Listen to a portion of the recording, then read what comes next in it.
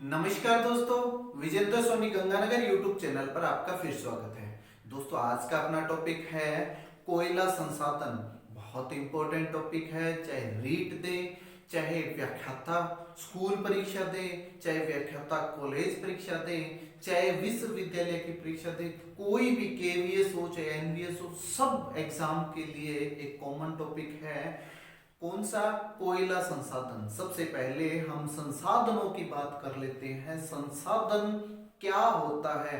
संसाधन से अभिप्राय उन समस्त चीजों से है जो मनुष्य के प्रतिदिन क्रियाकलाप में सहायक हो। चाहे वो मेज है, चाहे वो कोयला है, चाहे वो लोहा है, चाहे वो ये मार्कर है, कोई भी यदि मनुष्य के क्रियाकलाप में सहायक है वो संसाधन है। दूसरी हम बात करते हैं खनिज की। खनिज क्या होता है? खनिज वे समस्त संसाधन हैं जिनको मनुष्य धरातल से खोद करके निकालता है, वे खनिज कहलाते हैं। संसाधन और खनिज दोनों की अलग परिभाषा है, एक नहीं है, ये ध्यान में रखना है। तो कोयले की हम बात करें, कोयला संसाधन भी है, कोयला खनिज भी है, क्योंकि कोयले को हम धरातल से खोद करके निकालते हैं और मनुष्य के क्रियाकलाप में सहायक है, इसलिए वो संसाधन भी है।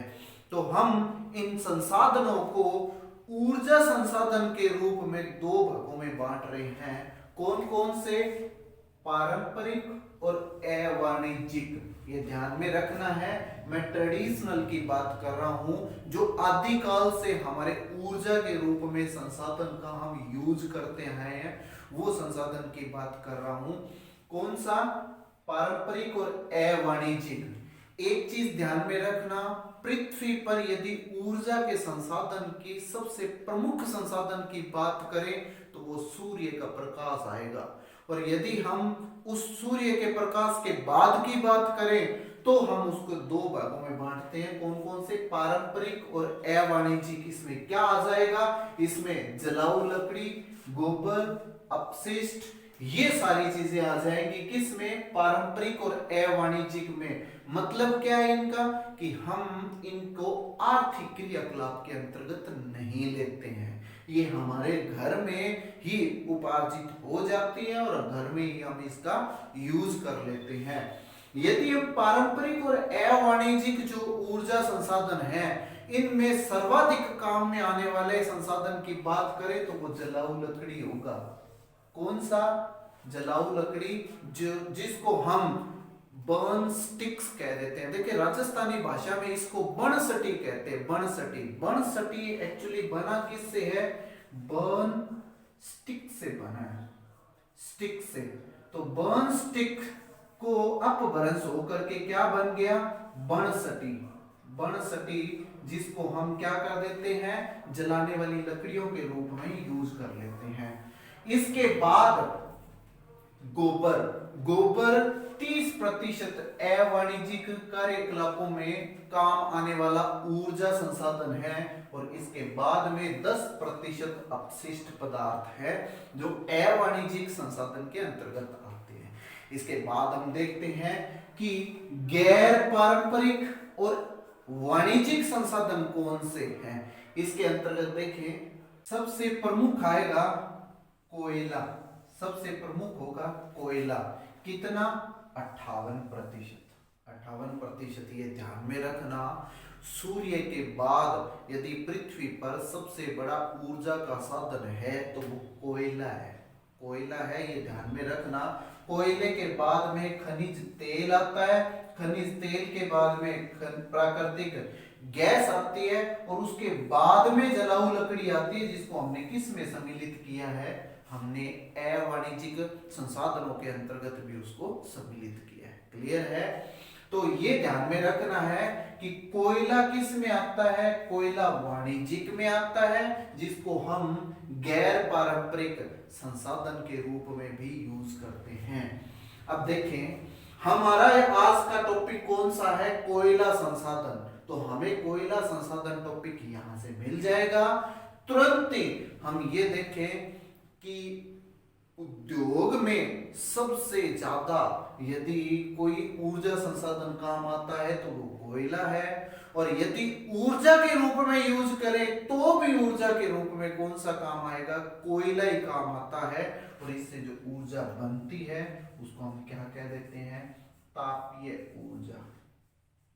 तापीय ऊर्जा, तो तापीय ऊर्जा संसाधन भारत में सर्वाधिक है, ये ध्यान में रखना। अब देखते हैं कोयले को क्या कहते हैं, उद्योगों की रोटी कहते हैं। कोयले को उद्योग की रोटी कहते हैं, कोयले को काला सोना कहते हैं। कोयले को उद्योग की रोटी और काला सोना कहते हैं। इसके प्रकार यदि देखें तो सबसे अच्छा जिसमें कार्बन की मात्रा के आधार पर तथा आर्द्रता के आधार पर कोयले के प्रकार निर्धारित किए गए हैं। हम सबसे आदर्श यदि उच्चतम कार्बन वाला कोयला देखें तो वो एंथ्रेसाइड कोयला होगा। इसमें 80% से अधिक होती है कार्बन की मात्रा, 80% से अधिक होती है। और यदि भारत में इसका वितरण देखें तो वो केवल जम्मू कश्मीर में है। जम्मू कश्मीर में सबसे शुद्ध कोयला पाया जाता है, कौन सा, एंथ्रेसाइड प्रकार का। क्लियर है। फिर दूसरा बिटुमिन्स कोयला, यहां से सवाल क्या निकलता है, पहला सवाल तो ये कि यहां 60 से 80% कार्बन की मात्रा होगी। दूसरा कि भारत में सर्वाधिक पाया जाने वाला कोयला कौन सा है, बिटुमिन्स प्रकार का, ये ध्यान में रखना। राजस्थान के बारे में और भारत के बारे में दोनों में अलग अलग सवाल बनते हैं। राजस्थान में कहे सबसे ज्यादा कोयला तो लिग्नाइट किस्म का है, और यदि भारत में कहे सबसे ज्यादा कोयला तो वो बिटुमिन्स किस्म का है, ये विशेष ध्यान रखना आपने। तो भारत में सबसे ज्यादा कौन सा है, बिटुमिन्स प्रकार का कोयला है। और बिटुमिन्स प्रकार के कोयले की बात करें तो आपको हमेशा कार्बोनिफेरस एज याद रखना है तथा गोंडवाना काल याद रखना है। और क्या याद रखना है कि प्रायद्वीपीय भारत में अधिकतर पाया जाने वाला कोयला को किस प्रकार का है, तो बिटुमिन्स प्रकार का कोयला है।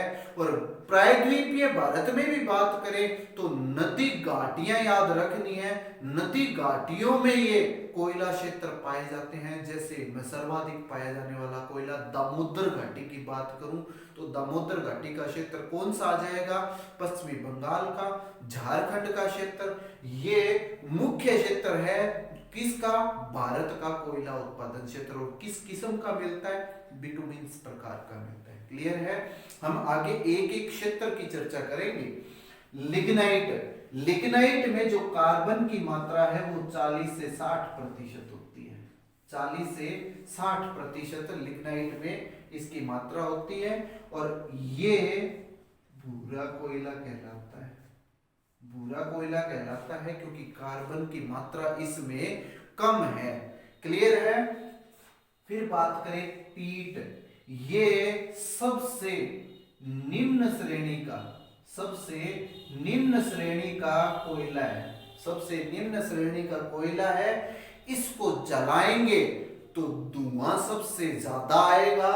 क्यों, क्योंकि ये पूर्णतया कोयले का अंश बन ही नहीं पाया है। इसमें ज्यादा मात्रा किसकी रह गई है, लकड़ी का जो रूप होता है उसकी मात्रा ज्यादा रह गई है तथा इसमें आर्द्रता की मात्रा भी ज्यादा होती है, इसलिए ये अधिक धुआं देता है। अब एक चीज ध्यान में रखना, यदि हम निम्न से उच्च श्रेणी की ओर जाएंगे तो हमेशा क्या होगा, धुएं की मात्रा घटती चली जाएगी। मतलब यहां पर धुएं की मात्रा नहीं होती है।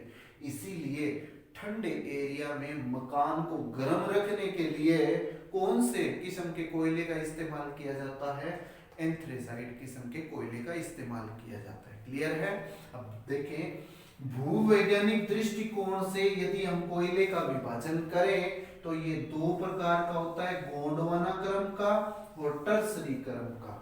टर्सरी क्रम का, गोंडवाना क्रम का कोयला भारत में 98% है, ये ध्यान में रखना, यही सवाल पूछ लिया जाता है। गोंडवानाकरण का कोयला भारत में 98% है और प्रायद्वीपीय भारत में पाया जाने वाला सारा कोयला कौन सा है?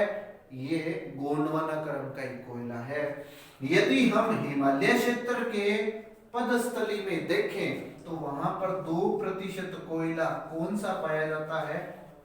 टर्सरी काल का कोयला है। और टर्सरी काल का कोयला लगभग कौन सा है? लिग्नाइट किस्म का, लिग्नाइट किस्म का है। और गोंडवानाकरण का कोयला कौन सा है? बिटुमिन्स, बिटुमिन्स प्रकार का है। गोंडवानाकरण का कोयला बिटुमिन्स प्रकार का है। अब यहां ध्यान रखना कि टर्सरी काल में बनने वाला एकमात्र कोयला कौन सा जो जम्मू कश्मीर में है वो किस प्रकार का है? वो एंथ्रेसाइट प्रकार का है। और भारत का सबसे शुद्ध कोयला कौन सा है? जो जम्मू कश्मीर में पाया जाता है। क्लियर है? अब इसके बाद हम देखते हैं कि राज्यों के आधार पर एक एक राज्य के वो कौन से क्षेत्र है जहां कोयले का जमाव है, कौन कौन सी प्रसिद्ध राज्यों के अनुसार खान का वितरण है। एक एक खान के वितरण का हम चर्चा करते हैं। सबसे पहले हम भारत के कोयला क्षेत्र को देख लेते हैं। देखिए, उत्तर की तरफ जाएं तो जम्मू कश्मीर का क्षेत्र कौन सा? निचोम, श्रीनगर और कालाकोट, ये वाला हिस्सा, ये वाला हिस्सा कौन सा क्षेत्र है? कोयला क्षेत्र है। और यहाँ पर भी कौन से प्रकार का कोयला पाया जाता है? मैं बार बार बोल रहा हूँ कि यहाँ सबसे शुद्ध प्रकार का कोयला पाया जाता है। क्लियर है? लेकिन भारत का सबसे ज्यादा कोयला कहाँ पाया जाता है? तो आपने याद रखना है दामोदर घाटी क्षेत्र। और दामोदर घाटी क्षेत्र कौन सा हो जाएगा? देखें, ये वाला हिस्सा झारखंड, उड़ीसा और पश्चिमी बंगाल, झारखंड का, उड़ीसा का और पश्चिमी बंगाल का यदि इस क्षेत्र को कहें तो दामोदर क्षेत्र कह सकते हैं। दामोदर क्षेत्र, दामोदर क्षेत्र में 44.6% कोयले का जमाव है। भारत का 44.6% कोयले का जमाव है। यदि इस दामोदर क्षेत्र में मैं यहाँ मध्य प्रदेश का थोड़ा सा हिस्सा, ये वाला हिस्सा, और छत्तीसगढ़ का थोड़ा सा ये हिस्सा मैं जोड़ दूं तो ये दामोदर क्षेत्र और मध्य प्रदेश और छत्तीसगढ़ का ये सारा उत्पादन क्षेत्र यदि देखें तो भारत का 82% कोयले का उत्पादन इसमें होता है। इस क्षेत्र में कौन कौन सा क्षेत्र हुआ? पश्चिमी बंगाल हुआ, झारखंड हुआ, उड़ीसा हुआ, मध्य प्रदेश और छत्तीसगढ़। इन 5 राज्यों में 82% कोयले का उत्पादन होता है। भारत के 82% कोयले का उत्पादन। यदि मैं इसके नीचे यहाँ पर देखूं तो ये तेलंगाना का क्षेत्र आ जाएगा। तेलंगाना के क्षेत्र में भारत के 9% कोयले का उत्पादन होता है।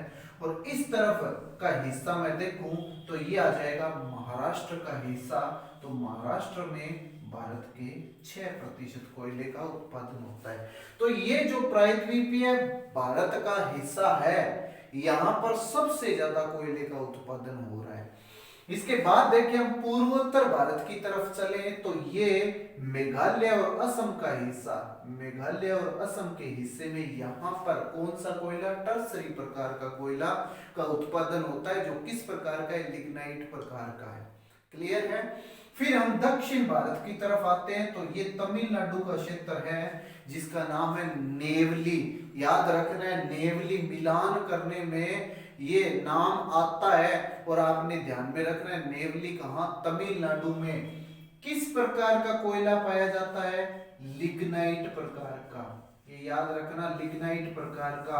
और भारत में लिग्नाइट प्रकार का सबसे ज्यादा कोयला तमिलनाडु में होता है। ये प्रश्न बनता है, बहुत बढ़िया प्रश्न है ये, कि भारत में लिग्नाइट किस्म का सबसे ज्यादा कोयला कहाँ होता है? तो तमिलनाडु याद रखना। और तमिलनाडु में भी पूछे तो नेवली याद रखना है। क्लियर है? अब हम चलते हैं गुजरात की तरफ। गुजरात का कौन सा हिस्सा? ये उमरसर, जो कच्छ की खाड़ी है इसके ऊपर ये वाला कच्छ का जो मैदान है यहाँ पर ये वाला हिस्सा, ये कौन सा क्षेत्र है? उमरसर क्षेत्र है जहां पर कौन से प्रकार का? टर्सरी प्रकार का कोयला पाया जाता है। क्लियर है। तो ये भारत के मुख्य उत्पादक क्षेत्र बताए हैं मैंने, अभी कोई राज्य का वर्णन नहीं किया। क्यों क्यों नहीं किया? क्योंकि मैं एक एक राज्य के वो क्षेत्र बताना चाहता हूं जहां पर कोयले का उत्पादन होता है। बात करें कि भारत की पहली खान कौन सी है कोयले की, तो वो रानीगंज की खान है। और कहां पर है ये? पश्चिमी बंगाल पे। यहां ध्यान दे थोड़ा सा, ये जो क्षेत्र है ये वाला मैंने झारखंड बनाया है। झारखंड का ये हिस्सा किससे स्पर्श कर रहा है? पश्चिमी बंगाल से। ये पश्चिमी बंगाल आ जाएगा झारखंड के किस हिस्से में? पूर्व हिस्से में। इसके दक्षिण हिस्से में यहां पर क्या आ जाएगा? उड़ीसा। उड़ीसा। तो ये दो क्षेत्र आपने ध्यान रखने हैं, यहां पर पश्चिमी बंगाल और यहां पर उड़ीसा। और इसके यदि हम पश्चिमी बंगाल और झारखंड के संक्रमण क्षेत्र में देखें, यहां पर स्पर्शीय क्षेत्र में, तो पश्चिमी बंगाल का ये हिस्सा और झारखंड का ये हिस्सा जो पश्चिमी बंगाल से स्पर्श कर रहा है, ये बहुत बड़े कोयले के उत्पादक क्षेत्र हैं। और इसी से स्पर्श कर रहा पश्चिमी बंगाल का ये हिस्सा देखिए यहाँ पर, जिसका नाम क्या है? रानीगंज। रानीगंज। ये रानीगंज भारत की सबसे पहली कोयले की खान है, जो कब खोदी गई थी? 1774 ईस्वी में खोदी गई थी। यदि भारत की सबसे बड़ी खान वर्तमान में देखे उत्पादन की दृष्टि से, तो जरिया है। और ये सवाल बहुत बार रिपीट होता है, जरिया। जरिया कहाँ है? झारखंड में। झारखंड में। अभी मैं इसका वर्णन करूंगा। फिर दूसरी बड़ी खान कौन सी है? रानीगंज है। और रानीगंज कहां पर है? पश्चिमी बंगाल में। पश्चिमी बंगाल में। अब ये ध्यान में रखना आपने कि सबसे बड़ी खान जरिया है, जो कहां है? झारखंड में है। और दूसरी बड़ी खान कौन सी है? रानीगंज है, जो कहां पर है? पश्चिमी बंगाल में। क्लियर है। अब हम झारखंड का वर्णन करते हैं। देखें, जो भाग पश्चिमी बंगाल से स्पर्श कर रहा है वहां कौन से? हुरा, गिलहुरिया, चुपरैता और पंचवारा। ये छोटे क्षेत्र हैं, नहीं भी याद रहेंगे तो कोई दिक्कत नहीं है। इनमें जो सबसे महत्वपूर्ण है वो इसके बिल्कुल स्पर्श करते हुए राजमहल, ये ध्यान में रखना है, झारखंड में है राजमहल। तो राजमहल का आपने ध्यान में रखना है, राजमहल पश्चिमी बंगाल से स्पर्श करते हुए भाग में है। फिर बात करें कि ब्रह्माणी क्षेत्र, इन चारों के दक्षिण में यहां पर ब्रह्माणी क्षेत्र है और ये भी मुख्य क्षेत्र है। लेकिन ब्रह्माणी से हम पश्चिम की तरफ चलते हैं तो यहां आती है जरिया की खान। भारत की सबसे बड़ी खान उत्पादन की दृष्टि से कौन सी है? जरिया की खान है। अब इसमें ध्यान रखना, जरिया की खान किस जिले में आती है? तो आपने ये शब्द याद रखना है, धनबाद। धनबाद जनपद कह देते हैं इसको, जिला कह देते हैं। धनबाद जनपद की जरिया खान, ये याद रखना, दिमाग में अच्छी तरह फिट कर लो, ये सवाल पूछा जाता है कि धनबाद जिले की जरिया खान भारत की सबसे बड़ी खान है ही, बस ये झारखंड की सबसे बड़ी खान अपने आप ही हो गई है। यहां से जो कोयला निकाला जाता है उसको शुद्ध करने के लिए कहां? सुदामडी और मोनाडी। सुदामडीह और मोनाडी इसके नजदीक का ये क्षेत्र है, वहां पर इसको शुद्ध किया जाता है और उसके बाद में क्या किया जाता है? जो निर्माण उद्योग है वहां इसको सप्लाई किया जाता है। किसका? जरिया का। कहां पर है? धनबाद जिले में। इसके नजदीक ही चंद्रपुर की खान है। चंद्रपुर नाम आ जाए तो आपने झारखंड याद रखना है। इससे यदि हम ऊपर की तरफ चलेंगे तो ये वाला पूरा हिस्सा, ये वाला हिस्सा जो आपको झारखंड में दिखाई दे रहा है, ये कौन सा जिला है? ये गिरिडीह जिला है। गिरिडीह। गिरिडीह जिले में गिरिडीह, देवगढ़ और बोकारो। बोकारो जो है ये इसकी झारखंड की दूसरी प्रमुख खान है। किसकी? कोयला उत्पादन की, ये ध्यान में रखना है। बोकारो झारखंड की दूसरी प्रमुख कोयला उत्पादन खान है। अब बोकारो किस जिले में आती है? गिरिडीह जिले में आती है। क्लियर है। अब यहां पर सबसे इंपॉर्टेंट बात क्या, कि जो ये पूर्वी बोकारो है, पूर्वी बोकारो का करगिली सहस्तर, करगिली सहस्तर, देखिए जब भी कोयले के सहस्तर पाए जाएंगे तो वो ऐसे होंगे, ऐसे नहीं कि खोदा अब 1 किलोमीटर तक कोयला ही मिलेगा, ऐसा नहीं होता है। सहस्तर के रूप में कोयला पाया जाता है कि हमने खोदा, अब कोयले का एक सहस्तर आ गया, वो 1 मीटर है कि 2 मीटर चौड़ा है कि 3 मीटर चौड़ा है, इस प्रकार सहस्तर के रूप में। फिर वापिस कोई चट्टान आ जाएगी, फिर उसके नीचे फिर कोयला मिलेगा, फिर कोई चट्टान आ जाएगी, फिर कोयला मिलेगा, इस प्रकार कोयले का जमाव पाया जाता है। यदि हम सहस्तर के रूप में देखें तो ये पूर्वी बोकारो का कौन सा, कारगिली सहस्तर, यहां पर 36.5 मीटर की एक सहस्तर पाया जाता है, जो भारत का सबसे बड़ा सहस्तर माना जाता है। कितना है, 36.6 मीटर का। कहां पर है, पूर्वी बोकारो के कारगिली सहस्तर में पाया जाता है। क्लियर है, ध्यान में रखना है। अब बोकारो से हम यदि पश्चिम की तरफ चलेंगे तो यहां पर 2 कर्णपुरा क्षेत्र आएंगे, एक उत्तरी कर्णपुरा क्षेत्र और एक दक्षिणी कर्णपुरा क्षेत्र। इसमें उत्तरी कर्णपुरा क्षेत्र बड़ा है और दक्षिणी कर्णपुरा क्षेत्र छोटा है। इसके बाद का ये पश्चिम की तरफ चलेंगे तो औरंगा, फिर हुंतारू, ये क्षेत्र आ जाएंगे, और इससे उत्तर की तरफ जाएंगे तो यहाँ पर कौन सा क्षेत्र आ जाएगा, डाल्टनगंज आ जाएगा। और ये डाल्टनगंज किसके नजदीक है, ये इस तरफ कौन सा है, छत्तीसगढ़। तो छत्तीसगढ़ राज्य के नजदीक का हिस्सा हो गया।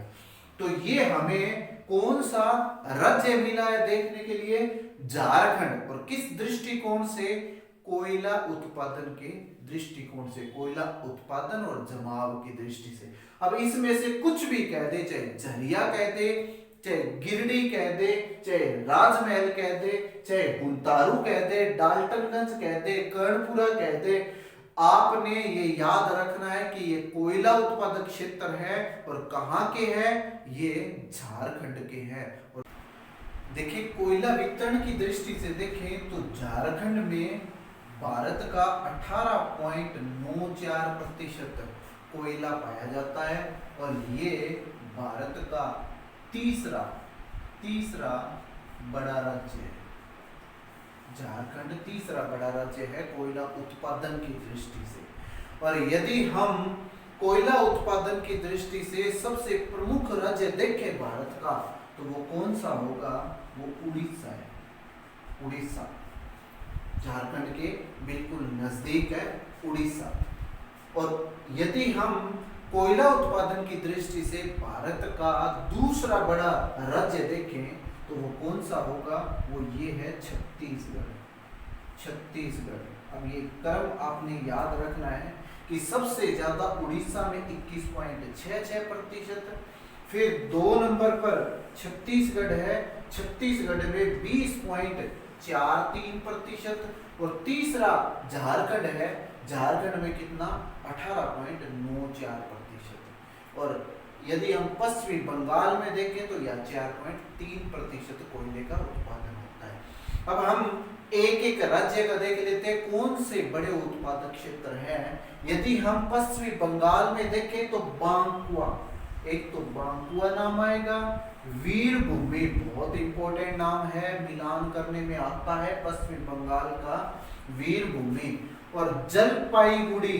देखिए ये बांग्लादेश आ गया, बांग्लादेश से ऊपर यहाँ पर सिक्किम से स्पर्श करता हुआ क्षेत्र है। ये उत्तर की तरफ जाएं तो यहाँ पर जलपाईगुड़ी और ये दार्जिलिंग, ये दोनों ही कौन से क्षेत्र हैं, पश्चिमी बंगाल के कोयला उत्पादक क्षेत्र हैं। तो पश्चिमी बंगाल में आपने जलपाईगुड़ी, दार्जिलिंग, वीरभूमि, बांकुआ, ये क्षेत्रों को याद रखना। और भारत का कितना प्रतिशत उत्पादन करता है, 4.3% का उत्पादन करता है। क्लियर है। अब बात करें हम उड़ीसा की। उड़ीसा में आपने 2 ही क्षेत्र याद करना है। कौन सा, एक तो ईब नदी बहती है यहाँ पर, ईब नदी, तो ईब नदी घाटी का क्षेत्र, और दूसरा तालचेर, बहुत इंपॉर्टेंट है, मुख्य तालचेर ये है, तालचेर क्षेत्र और ईब नदी घाटी का क्षेत्र, कहां पर, उड़ीसा में। क्लियर है। फिर आपने ये छत्तीसगढ़ की तरफ आना है। छत्तीसगढ़ में कौन कौन से इंपॉर्टेंट है, देखिए सोनहट और सुहागपुर उत्तर की तरफ आ जाएंगे। फिर दक्षिण की तरफ चलेंगे तो मिरमिर और कोरबा, कोरबा बहुत इंपॉर्टेंट है, कोरबा को आपने विशेष याद रखना है। उसके बाद में कोरबा से नीचे की तरफ यहाँ पर मांद रायगढ़, मांद रायगढ़ मैंने यहाँ लिखा हुआ है, आप देख सकते हैं। फिर कौन से हैं, विश्रामपुर, लखनपुर, तातापानी, रामकोला, झिलमिर और चिरमिर, ये सारे क्षेत्र कहाँ के हैं, ये छत्तीसगढ़ के हैं और कोयला उत्पादक क्षेत्र हैं। छत्तीसगढ़ भारत का दूसरा बड़ा उत्पादक राज्य है। छत्तीसगढ़ से यदि हम नीचे की तरफ दक्षिण में आए तो राज्य कौन सा आता है, ये आएगा तेलंगाना का। तेलंगाना में आपने याद रखना है गोदावरी घाटी, गोदावरी घाटी को याद रखना है। और गोदावरी घाटी का भी जो प्रमुख क्षेत्र है वो है सिंगरेणी, सिंगरेणी ध्यान रखना, सिंगरेणी और सिंगरौली दो क्षेत्र आते हैं। सिंगरेणी आएगा तो आपने तेलंगाना क्षेत्र याद रखना है, और यदि सिंगरौली आ जाए तो आपने मध्य प्रदेश का क्षेत्र याद रखना है। ये मिलान करने में पूछा जाता है कोयला क्षेत्र में, तो तेलंगाना का आपने ये क्षेत्र याद रखना है। फिर देखते हैं मध्य प्रदेश के, मध्य प्रदेश का सिंगरौली क्षेत्र, पेचकनन क्षेत्र, सुहागपुर, उमरिया और जोइला, ये क्षेत्र आपने याद रखने हैं। कोयला का वितरण पाया जाता है कहां पर, मध्य प्रदेश में। और मध्य प्रदेश छत्तीसगढ़, उड़ीसा, छत्तीसगढ़ और उसके बाद में झारखंड, फिर मध्य प्रदेश का नाम आएगा, किसमें, कोयला उत्पादन की दृष्टि से। इसके बाद में महाराष्ट्र, महाराष्ट्र में आपने दो जगह याद रखनी है, कौन सी, एक तो वर्धा घाटी और एक कंपटी क्षेत्र। कंपटी क्षेत्र बहुत बार पूछा जाता है, आपने इसको ध्यान में रखना है। क्लियर है। इसके बाद में हम बात करते हैं, ये जो जितने भी चीजें मैंने बताई है ये गोंडवाना क्रम के कोयला क्षेत्र है। अब मैं बात करता हूं कि लिग्नाइट क्षेत्र, लिग्नाइट जमाव के जो कोयला क्षेत्र है, जिनमें मैं बात करूं टर्सरी काल की, तो लिग्नाइट में सबसे पहला जो नाम आएगा वो तमिलनाडु का आएगा। मैंने शुरुआत में भी बताया था। और तमिलनाडु में कौन सा, नेवली, अकेला तमिलनाडु 55.26% लिग्नाइट कोयले का उत्पादन करता है, और ये भारत में लिग्नाइट कोयले का हाईएस्ट है। क्लियर है। दूसरा लिग्नाइट कोयले का प्रमुख जो राज्य है वो गुजरात है, कितना, 23.09%। और तीसरा बड़ा उत्पादक राजस्थान है, कितना, 21.65% का उत्पादन करता है। क्लियर है। तो ये भारत में कोयले के वितरण के क्षेत्र थे। आपको इसमें से प्रत्येक परीक्षा में कम से कम एक सवाल अवश्य मिल जाएगा। ये था हमारा आज का वीडियो। उम्मीद है आपको वीडियो बड़ा पसंद आया होगा। यदि पसंद आया है तो इसे ज़्यादा से ज़्यादा लोगों तक शेयर करें और लाइक करना ना भूलें।